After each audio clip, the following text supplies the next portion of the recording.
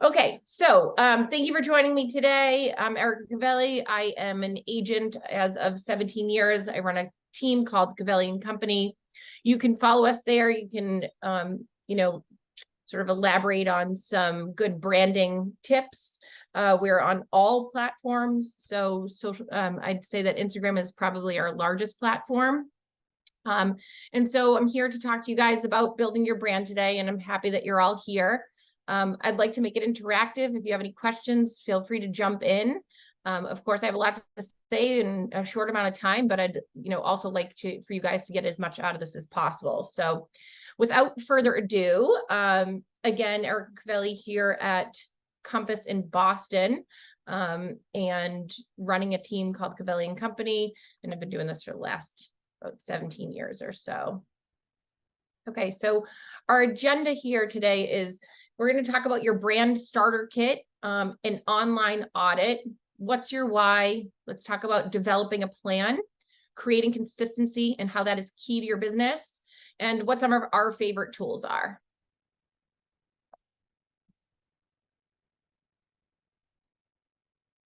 Okay, so why build your brand? It's a key asset. Your brand is vital to your organizational asset. It's your identity. It shapes your unique identity. And it's really how people are remembering you. So it creates some memorabilia and enhances recall and recognition, so long as you're creating some consistency. Your customer appeal, it drives your consumer engagement, and it's really ultimately the support and the foundation for your marketing efforts. So basically, my journey has always been to curate this vision of what I would like to sort of, this vision of how I want to attract my clients, right? What kind of clients that I want to attract. And I want to make sure that I'm doing that succinctly. So let's go next. Okay, so let's talk about your brand, your starter kit, and what things are and what elements are important to, recognizing what makes a brand. And so some of the key ingredients here, and I think what Compass, if many of you guys are with Compass thought, when you join, they'll coordinate some marketing with you, and they'll help you to start a logo, and at least get kickstarted in that capacity. I think a logo definitely gives you the foundation, and it's a starting point, but I think that it's the one place that you're starting. I think that the way to develop personality is through some of these other elements, like having a consistent color palette and font package. So if you notice how Compass works, you're kind of trying to create like a mini brand behind them. So we started with Cavelli and Company, and that's basically all we had. And we kind of we're playing off of the black and white that Compass has, but then you sort of want a small differentiator beyond that, because you're going to have the black and white as a standard, but what is going to be like, the colors that really identify as being attached to you. And so if you go to Instagram, you'll notice that we have this like light beige color that sort of runs throughout our feed. And we have that pretty consistently, and it also probably lives somewhere on our website. And so that, we have these soft and neutral tones, kind of in line with where, interior design and trends are going, and we want to sort of be on par. And you have to think too that like your color palette can be ever changing, but you kind of want to have that be consistent and unified throughout until you're sort of ready to make that change. So right now, we have some really neutrals that identify with our logo and who we are, and then some standardized fonts that we use regularly. So that font, those fonts doesn't have to just be one font, and it doesn't have to be the Compass font, right? It can be what you identify as your brand and what you're attracted to.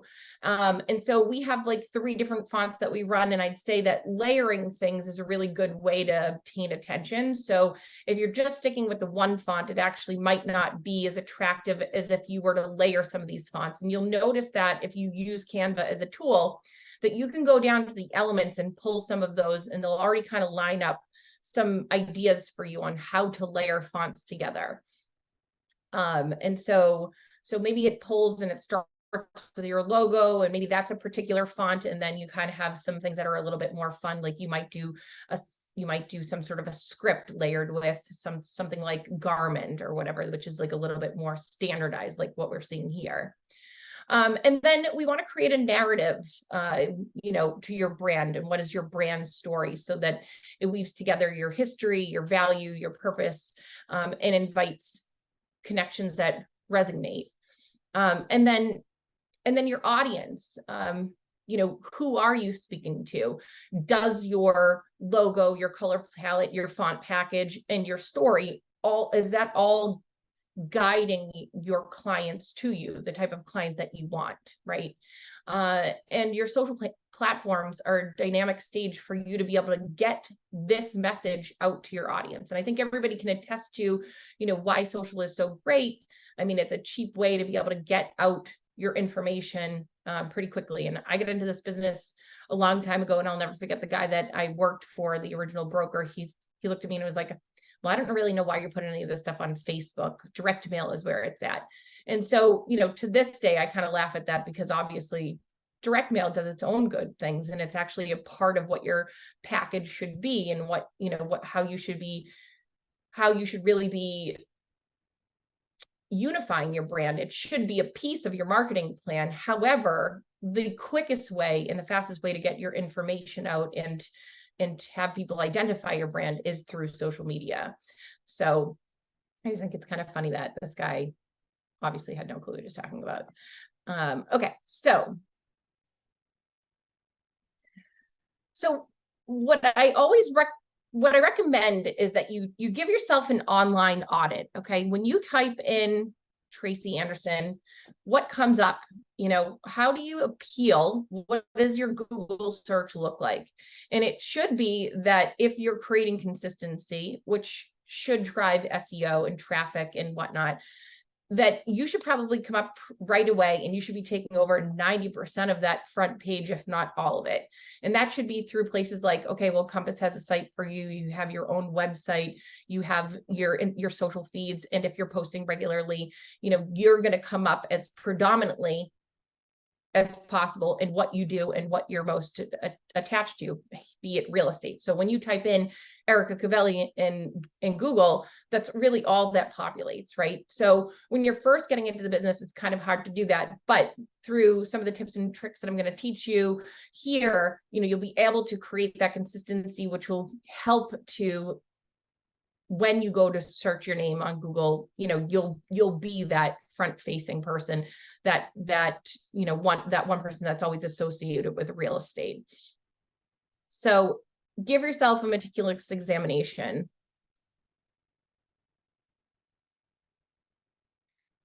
And so some of the components of this online audit is, number one, your personal website, your official landing page for all your listings, your services, your contact information, and what does that look like? How is it standing out from the others? It should really be as simple as possible. It should give enough information that people are going to want to click to go ahead and make that phone call. And then the secondary thing is your social platforms, and you want to hit the big ones. You want to make sure that, you're getting the most bang for your buck. So if you're doing social anyways, and you're stuck to Instagram, well, take that one post that you took some time to go ahead and populate, and make sure that it's on Facebook and Twitter and LinkedIn. Well, let's call it X now, and hit those big ones. YouTube, if you're putting reels out, because if you're taking the time to make that one piece of content and you're developing that brand, that's going to unify your look depending upon who your audience is. They could be on different platforms. So, maybe my mom's friends are on Facebook, but my friends are on Instagram. And then, millennials actually really like LinkedIn. So, here you're getting your word out. And don't get me wrong, there's definitely tactical efforts for each of these, and they all have their own little specifics on what works well. But as busy agents, you want to just be able to get your word out there and be able to create that consistency, again, unifying your brand and driving that message.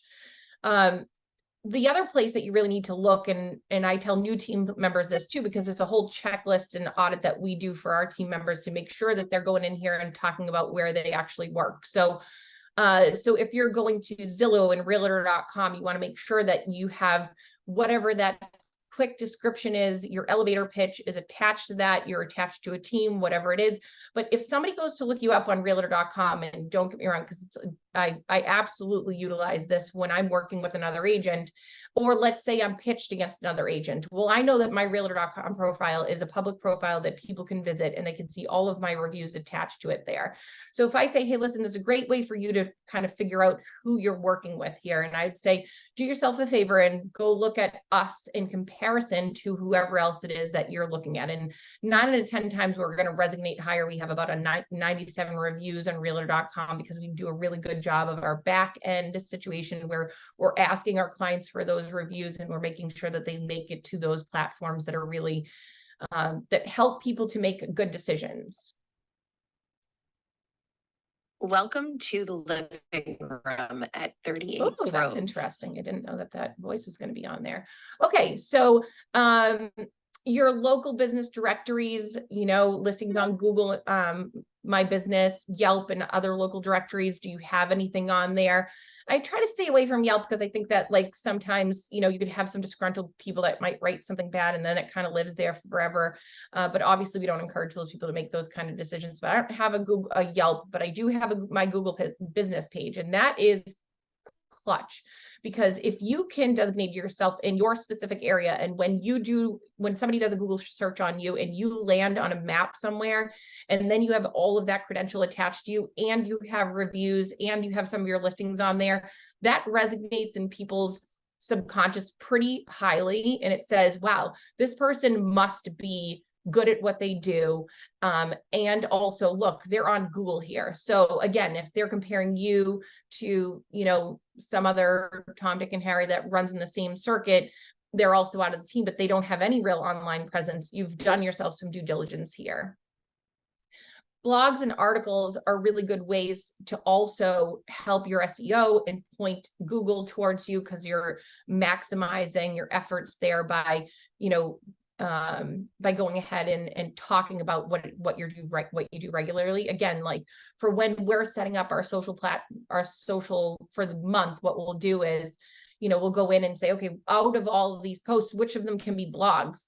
Because now with ChatGPT, it doesn't take any time at all to go ahead and say, hey, can you take the social post and you can make it a blog, and can you SEO optimize it? You can put it on the back end of your website. And even if nobody went there at all, that language is attached to your site, and that helps with your resignation online. And again, is a testament to your brand, because, you're talking about what you're doing, and, and again, that's helping to sort of unify everything.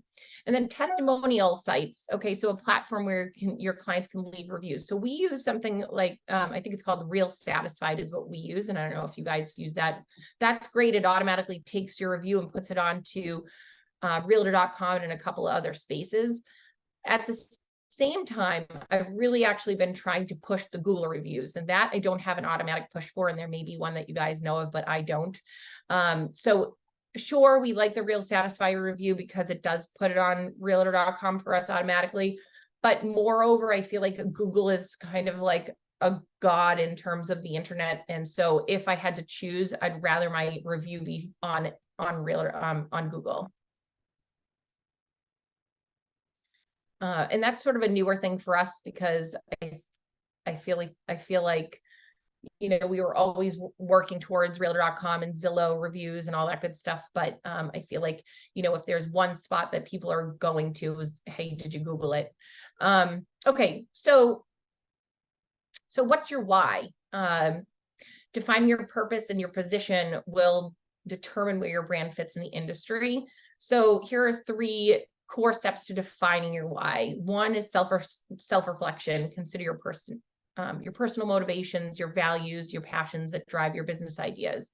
So we all want to sell real estate, and that's great, but how are you differentiating yourself? And, for us, our big differentiator is that I'm also an interior designer. So it's sort of like a hand in glove situation where, one thing kind of really helps to outfit the next.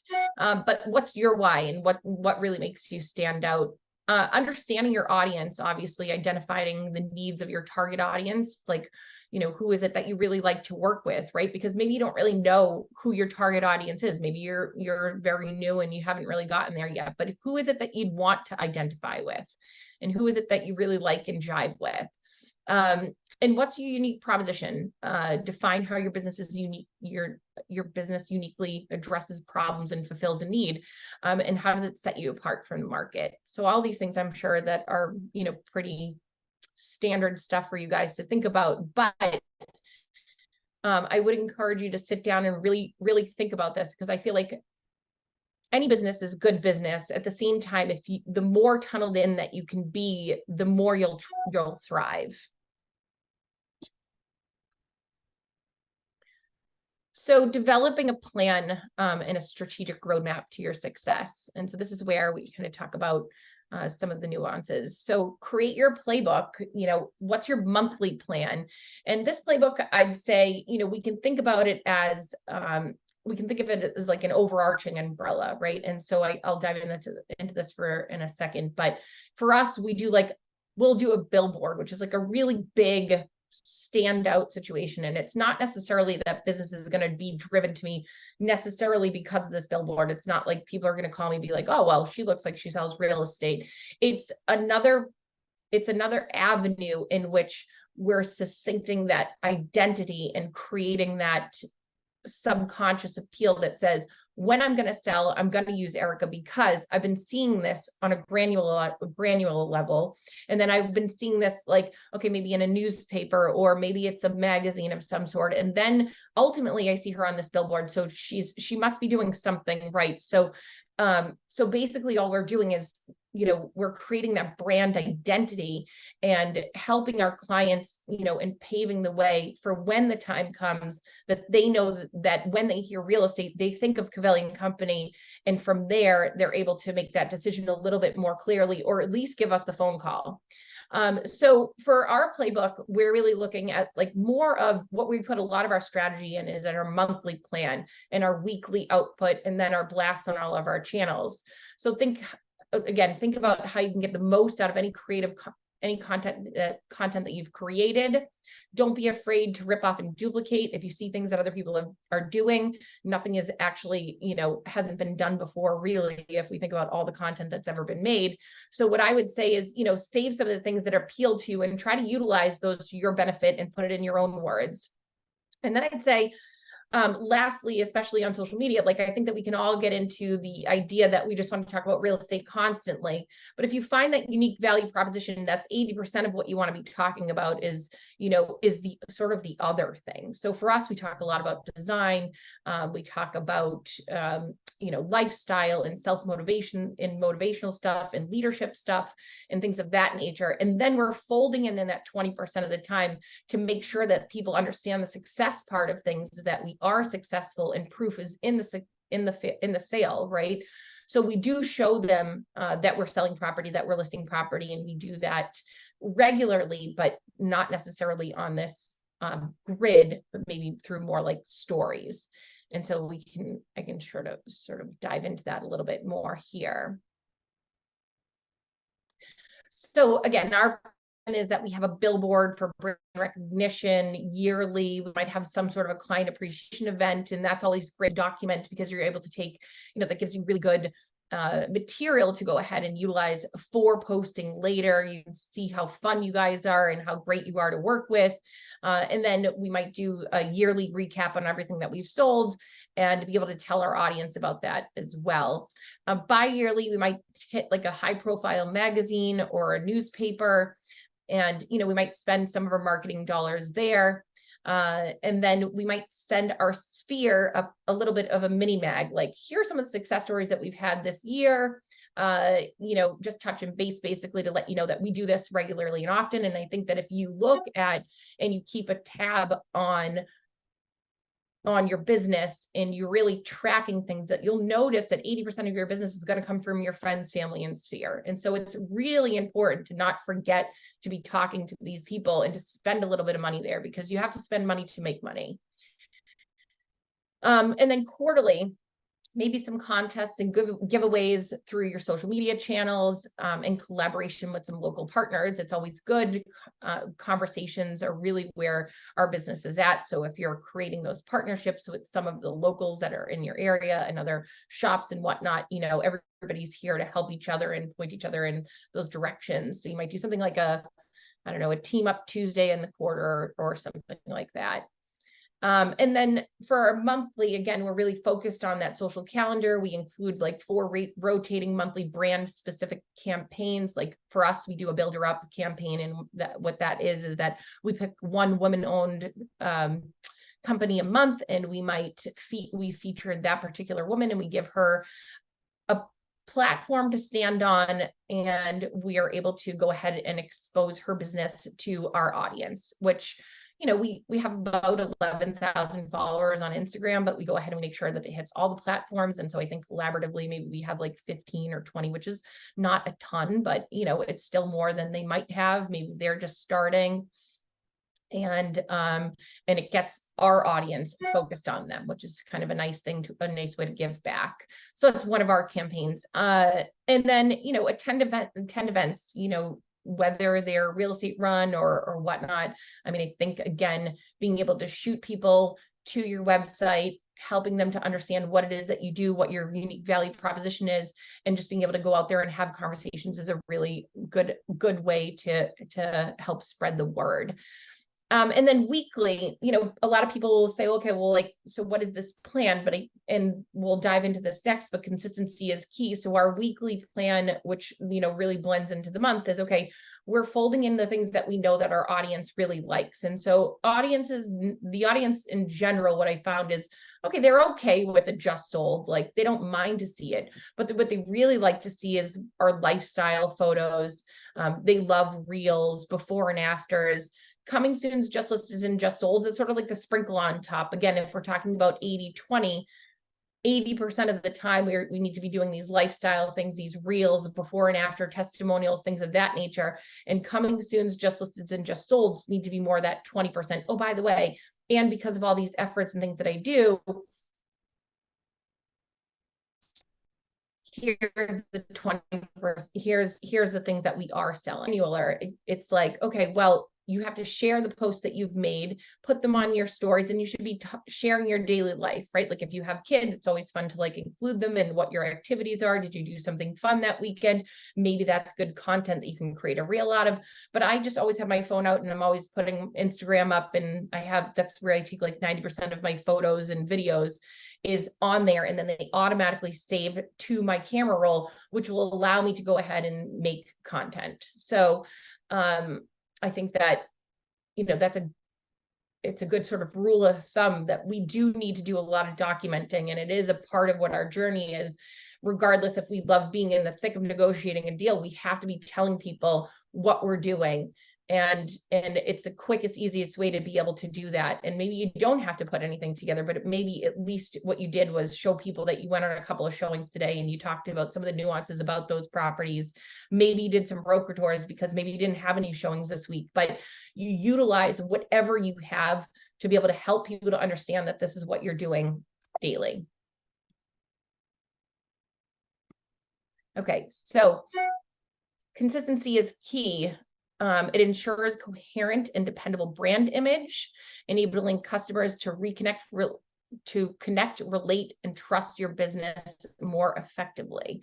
So when people go to Covelli & Company, if you're hitting our Instagram page, you automatically can see a level of professionalism, and you get the idea that we have this, color palette, and that things feel very curated, and they are. And so I think that the more put together it feels, the more comfortable people feel about, being able to utilize your service.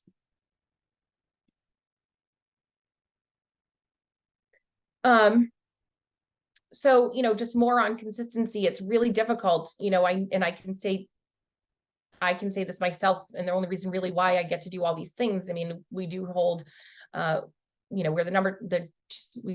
reside in the top 2% of all agents in Massachusetts, and the top 1.5% of agents in all of all of the United States. And so, you know, the way that I get to be able to create this consistency is because I'm not afraid to spend money. And so I have somebody do this for me, but I keep a really strong eye on it. So it's like, it isn't getting through me and or posted before I've actually checked that box and said, hey, this is good to be able to post. And so don't be afraid to ask for help. There are a lot of people out there that are able and willing to do that for you. Maybe you book off like 10 hours a week, but just to get yourself started, it's also really good for you to create your own foundational approach to these things, because then you can understand the work that it takes to be able to output it. Because I think that sometimes some of us get caught up in the, oh, well, it should only take 5 minutes, but it's actually not a 5-minute thing. Like each post maybe needs like at least 20 minutes of attention, if not more. And if you're creating 5 posts a week, then there's that portion of it. But then there's also the portion of it that you have to actually execute this and get it out to all the platforms.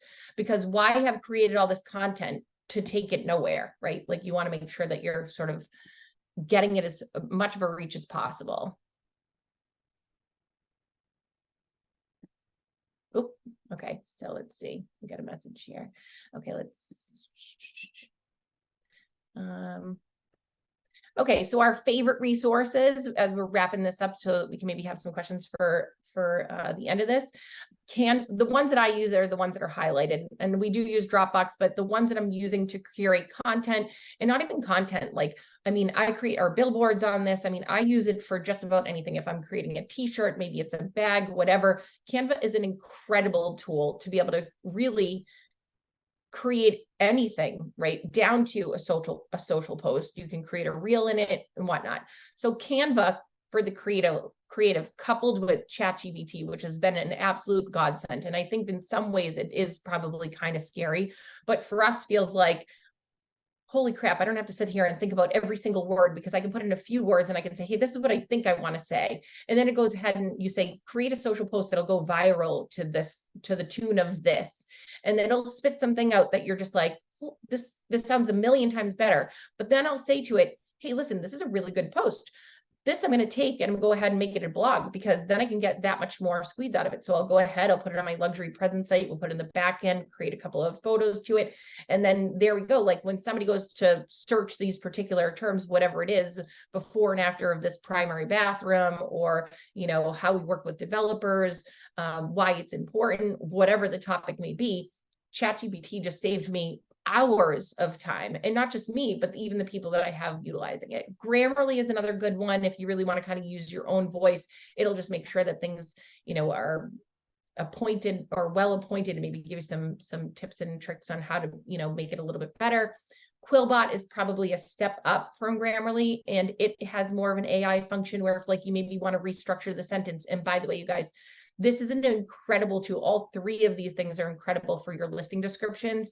I know how tiresome that can be, like when we're in the thick of things and putting a listing out.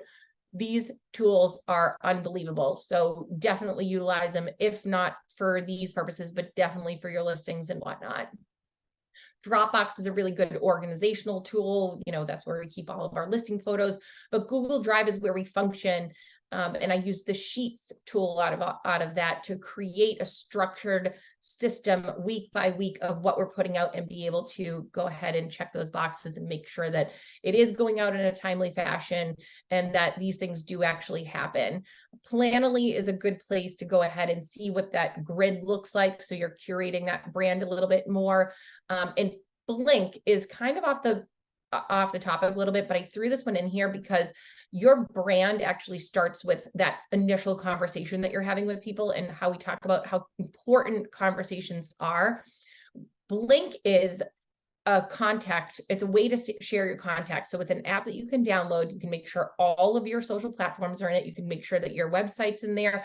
And the next time you go to meet somebody, instead of giving them your business card, which is probably just going to go in their pocket, you hand them your Blink, or you send them a text message, which is even better, because then you got their number and you could say, hey, listen, let me go ahead and send you my information. This way here, they can have that glimmer of who you are, because then they understand that you have that brand attached to you, that you're professional on a number of levels, not to mention not too many people do this. and send this card over to you. It has your photo attached and whatnot, and you got their number all at the same time. So Blink is a really great tool, especially for anybody that's going to the retreat. That's an awesome one to be able to have prior to you going there. And let's see, what do I have next? Okay. Oh, sorry. Go back. Nope. Okie dokie. Okay, a recap. Stand behind your why, know your audience, study your competitors, develop your brand. It's a work in progress. Don't think that it's going to happen overnight. Create your playbook, make sure that you have that structure and leverage social media to your advantage. And then in conclusion, your brand is the compass that guides perceptions and fosters trust, providing a cohesive identity that distinguishes your business in a crowded market. And we do live in a crowded market. I mean, there's got to be a differential between you and the person who sells 7 deals a year. And so, the top 10% of all agents do 90% of the business. I don't care what market you're in. That's always going to remain the truth. You want to make sure that you're in that top 10%. You got to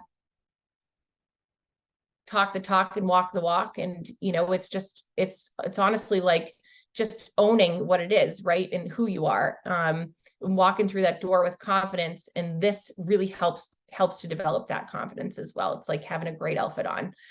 So that is it in conclusion. How can I, if anybody has any questions, I'd love to be able to answer them for you. I hope that you found it to be informative, and you're welcome to take yourself off mute and shoot some questions. Thanks, Nicole.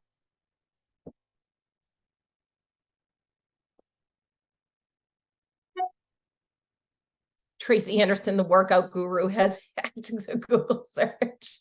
That's funny. I know. So I wonder if you could do something, whatever your value add is or unique value proposition, or maybe you kind of use it to your advantage somehow. I'd have to think about that for you. But I feel like somebody else, I'm coaching somebody who has a similar situation, and it's like somebody famous with her name.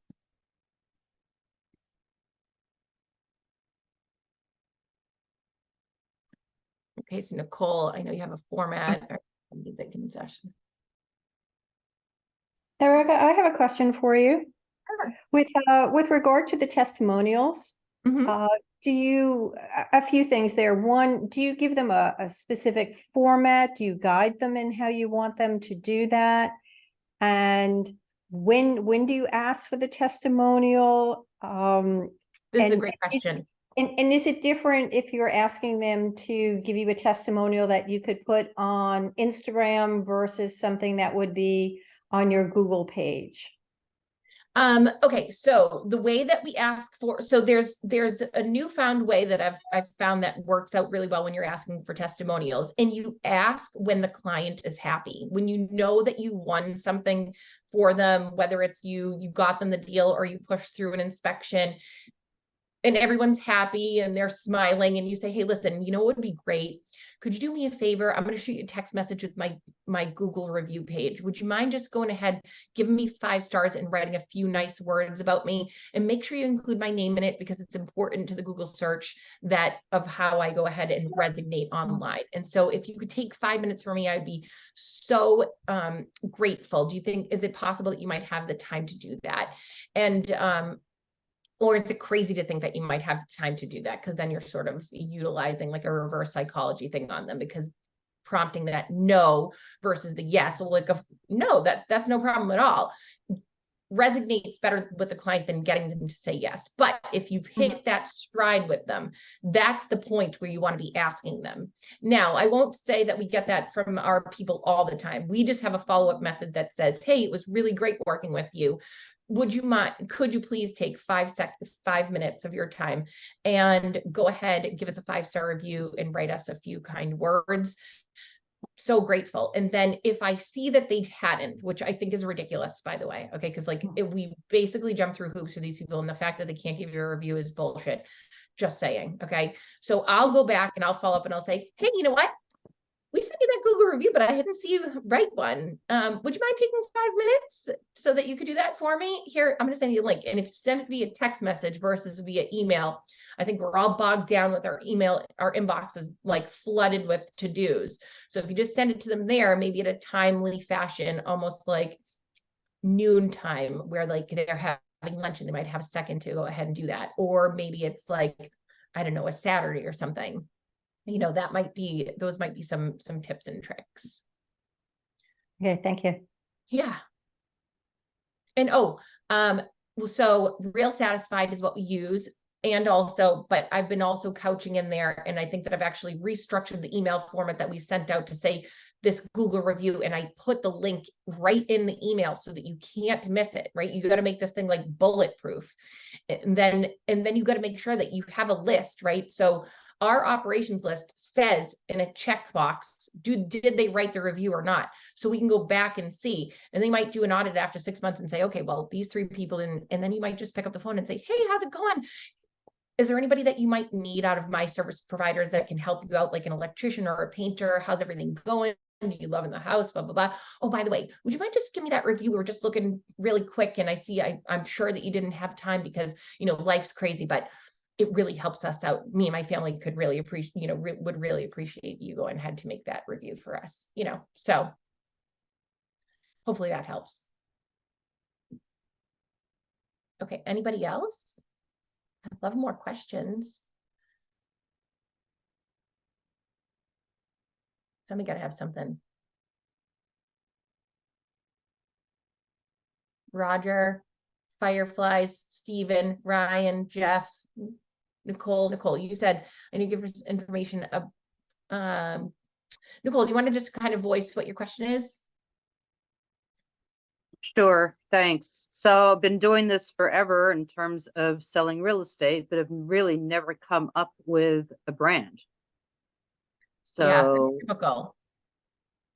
You know, because it wasn't a thing. You sold real estate, you know, forever, but you didn't have to be a brand. And now all of a sudden you have to be a brand, and you have to be a marketing specialist, and you have to be an actor, and you have to be, you know, a model, and you have to do all these things. And it feels ridiculous, but it's like, well, that's what we're competing against, really. And so, you know, that's where the direction is going to be. And so what I would say to you is, if you've been doing it forever, it's not necessarily, I'm sure that you're the person who can always put these deals together, and there's no one going to be better than you because you have so much experience around it.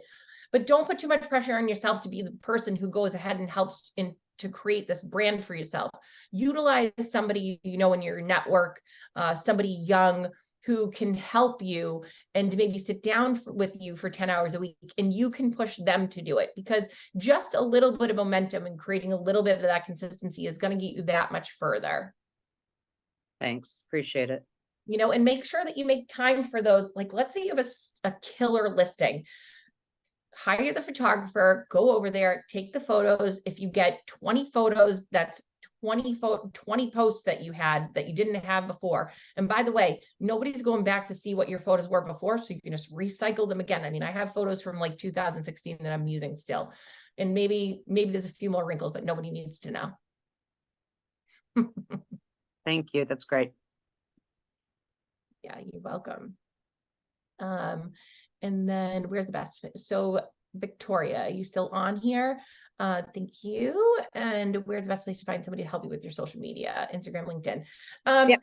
You know, so this is a tricky, it's hard, right? Because there's so many companies that are catapulting off of the fact that like people know that real estate agents aren't good at this stuff. And like, then they'll just kind of rake you over the coals and they charge you a ton of money.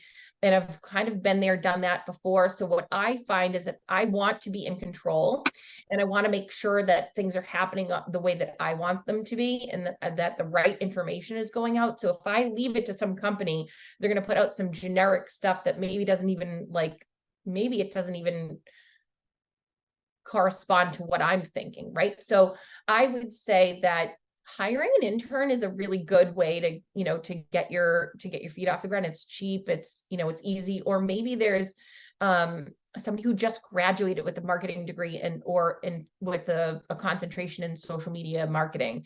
And those people are great. And you can find them probably on Indeed. And what I would really want to know more than anything is like what their work ethic is and like how much grind, because that's the hard part, is that people say what they want the job, but then they just don't even do the job. It's a big problem. But, I would just put out some qualifiers. And in fact, I might say, hey, listen, do me a favor. I'm looking to create more of an online presence. And by the way, you're hiring, right? So maybe you have like 3 or 4 candidates because you put something out on Indeed, or Handshake is one that you can get interns. Look at what I have right now, come up with the mock plan for me and tell me what it is that you would do on a weekly standpoint. And then based off of that, then you can kind of see people's credentials. If they're going to do it. If they do it, you know that they're already standing out like a rock star because they took time and effort to do something that other people probably won't because they didn't get paid for it, right? So that's the first thing. And then if they put together something good for you, then at least have something to work with. And with all the resources out there, there's no reason why somebody wouldn't do that for you. And you can get a good glimmer of who they are based on that one little stint alone. Come up with a week's amount of content. What would it look like? Tell me what you would do and how you're going to help me to get it done in a 10-hour time frame, because it can't be a 40-hour work week thing. It's 10 hours. That's all you need. Okay. So, companies who can help build a brand. Thank you. Thank you. Oh, you're welcome. Okay. What's the difference between a story and a reel, Jeff? Okay. A story is, if you're on Instagram or Facebook, you have the ability, and I even think that it's on LinkedIn now too, but you have the ability to just be like, add a property, and maybe you're doing this showing, maybe you made it there before your client. And by the way, that's a nice little tip, because when you're with your client, there's nothing more awkward to be like, oh, hold on 1 second, I just have to take a quick video really quick. And you're like, and you want to kind of be in it maybe, but then you don't because it's awkward. So if you get there a little bit early, let's say you get there 15 minutes before, then you can go ahead and you can speak pretty freely about this property. And you can say, hey, look at all this possibility. This is a huge equity builder, blah, blah, blah. And you can do that on your stories. It doesn't make it a reel, but it will. And if you just make sure that when you're putting stories out, that it saves automatically to your camera roll, which is a setting in Instagram. Okay. Then you can take those videos, because they'll be in your camera roll, and you can make a reel out of it. And a reel is something that lives on your grid and your profile on your Instagram page, versus a story will go away in 24 hours. Does that make sense? Yeah. Can you hear me? Yes. Yeah. Okay. So what you're saying is a story only lasts a certain period of time. What, 24 hours? Yes. Why would you do a story and not a reel? You do the story because people like watching the stories. It's like a real-time situation where they're like, oh, I wonder what Jeff's up to. Oh, look at that. He's at Canopy Lake Park, or he's at Disney World this week, or maybe he's at this really cool showing and he's showing a multi-million-dollar property. And people like that interaction. In fact, like, I feel like it's almost like one of the to-dos, like at the end of the night, if you're thinking about a specific audience, they're almost like looking through people's, being like, okay, I saw that, whatever, and you kind of go through it pretty quickly, versus a reel will maybe populate in somebody's news feed, but it depends on the algorithm if you're going to actually reach them there. So you can kind of double down. Okay, bear with me. You can make a reel and then you can share it as a story to prompt people to get to the reel and watch the whole thing. Okay, it's like sort of like a cycle. But the reel will live on your page forever unless you wanted to archive it. And that way there, when you're talking to your client, you can say, hey, look at this beautiful reel I put together for this seller. And you can take a peek, you can show people what you're capable of and what you're doing for your clients.